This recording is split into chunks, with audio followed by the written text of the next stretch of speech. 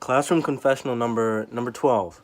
Um, I think in the last confessional I said that the last class was my favorite. But I actually think it was this past class. Uh, I don't necessarily know why or what could have made me change my mind. All I know is I walked away from this past class like feeling that I had not only done and said a lot more in class, but I just walked away from this class feeling better than I have, or the best I have probably since the first class we had. That's something I'm gonna have to explore more on my own because I'm still not really. I don't really know how I feel or why I feel that way. I just know I do. I know it wasn't just me that felt this way, but a majority of my peers going into class and the student slash parent meeting, I wasn't looking forward to it. I didn't really see the point in it. I was like, what needs to be communicated so bad that it can't be done from you guys to us or from you guys to the parents? Like, what needs to be said that bad? I was closed minded and wasn't taking into consideration like the feelings of our younger students, and not just them, but the parents who we as students or scholars don't hear from much. But I'm glad we did that. I now see the necessity in conversations like that among two groups that don't hear from each other often. Because last week, hearing about the changes that were made to the program, and especially SGA, I walked away from that very confused. I didn't know how it could have gotten this bad, or what we could have possibly been saying to our parents that made them feel that we needed to have everything stripped from us, really.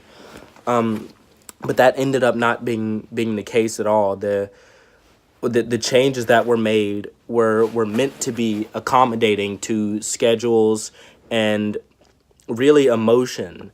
And I realized that before walking into the to this past class yesterday. And then I found myself really understanding that when I was the one getting up with things to say.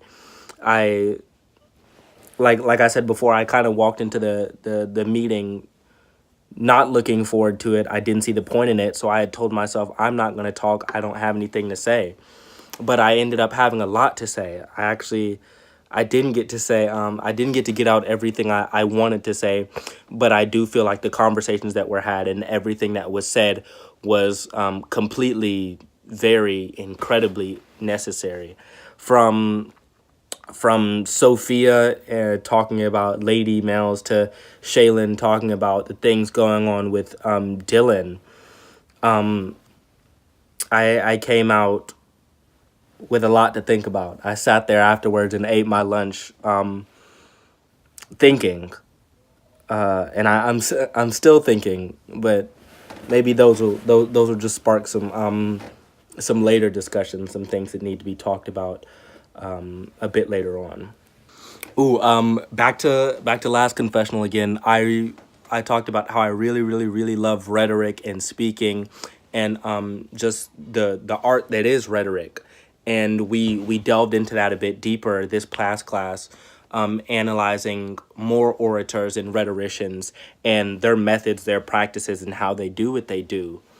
I had a lot of fun again, but well, actually, no, I don't think there's a but this time. I had a lot of fun in not just listening, but understanding and using those analytical methods. When we were watching the speakers, I found myself not really listening to what they were saying, but observing how they said, and body language, because that's kind of really what I'm interested in. Um, I'm I'm I feel like I'm proficient with speaking, but getting to be the one in the audience and observing what they did and taking note of how I felt when they did those things. That's what I'm really interested in. You can ask my mom, because I was actually a bit annoying about it later in the car after being picked up from Sophia's study session. But one of the things I noticed about the rhetoricians that we studied is patterns in speech, like diction and inflection. And I was trying to practice those. Like, I was getting high on certain parts and low and slow, and speaking really fast, and shoving my hand in my mom's face while she was driving, which probably wasn't the best idea, but practice makes perfect. Like I said before, I do believe I'm proficient, or I'm okay with speaking, just in the sense that I don't find myself anxious or afraid or scared when it's time for me to speak. I'm comfortable in front of audiences, and I'm comfortable performing. But what I do find myself having trouble with is coming up with what to say. I talk about a lot. I like to keep a conversational tone, and I don't necessarily do well with formal speech. And everything comes better off of the top of my head.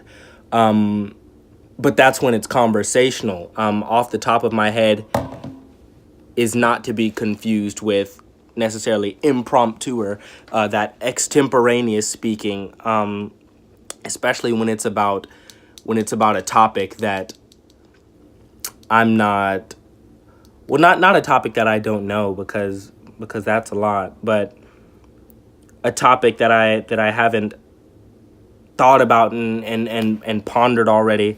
Like, if you put me in front of a crowd and told me to talk about why I love Michael Jackson, why Michael Jackson is the best entertainer to ever set foot on the face of the earth, I could go for hours and hours and hours, and it would sound great. But if you asked me to speak about the social institution that is straight marriage, you'd probably get maybe 8 seconds out of me. And that's something that I've realized in myself that I do need to work on. Whether it be once again annoying my mother. I see a road sign while we're driving. I need to talk to my mom off the top of my head, formulate some good speech about road signs, or whatever it may be. I'm gonna go on the internet later this week, or earlier this week, and well, that doesn't make sense. Sometime this week I'm gonna get on the internet, and I'm gonna look up some ways to better myself in that sense, so I don't sound stupid off the top of my head. That's it for this one. See you guys Thursday. Well, no, Wednesday. My reassessment is Wednesday. I won't talk about that in this video. We'll wait till then to cross that bridge.